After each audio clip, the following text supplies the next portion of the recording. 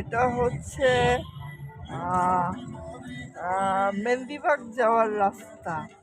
সামনে গিয়ে বামে যদি টার্ন নেই তাহলে পড়বে মেহেন্দিবাগ রোড, পাশে ডান পাশে পড়বে জালালাবাদ গ্যাস।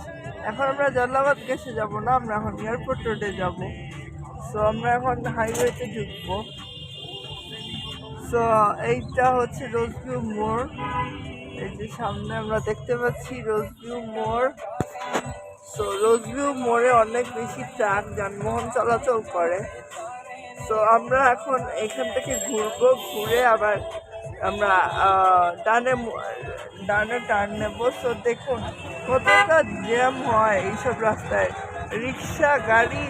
অনেকে বলে যে এইসব রাস্তায় গাড়ি ঘোড়া ভালো, এখানে যদি সামথিং লাইক রিক্সা টিক্সা ঢোকে তাহলে রাস্তা অনেক ভিড় হয়ে যাবে। এই যে আমরা এই মোড়টা পার হয়ে যাবো, সামনে যে রোজভিউ মোড়, এই যে সামনে আমরা দেখতে পাবো জালালাবাদ গ্যাসের বিল্ডিং। এই যে পার হওয়ার সময় আমাদের ওই যে 6তলা বিল্ডিংটা। আঙ্কেল জালালাবাদ গেছে কোনো অনুষ্ঠান? কালকে তো 16 ডিসেম্বর না, এর লাইকে সাজাইছে না আঙ্কেল? এই যে হ্যাঁ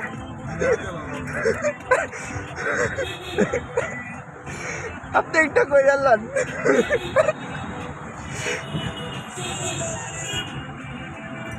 সেই তো অনুষ্ঠান হইব অডিটোরিয়ামও।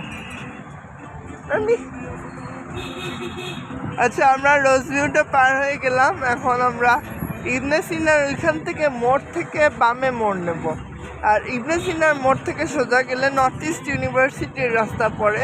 সো আমরা নর্থ ইস্ট ইউনিভার্সিটির রাস্তায় যাব না, এখানে আমাদের একটা হসপিটাল আছে,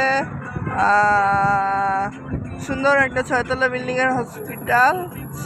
সো ওই রাস্তা পার হয়ে আমরা ইবনে সিনায় যাব। ইবনে সিনা থেকে আমরা বামে মোড় নেব। সো বামে মোড় নেওয়ার পরে আমরা ওইখান থেকে চা বাগানের রাস্তা লাক্কাতুরা স্টেডিয়াম পার হব।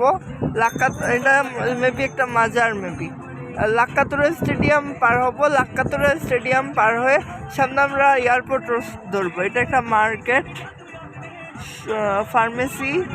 এটা এই তো পপুলার মেডিকেল কলেজ অ্যান্ড হাসপাতাল আমরা দেখতে পাচ্ছি। আমরা পার হয়ে গেলাম বিভিন্ন লন্ডন ফার্মা, এসব ফার্মেসিগুলা।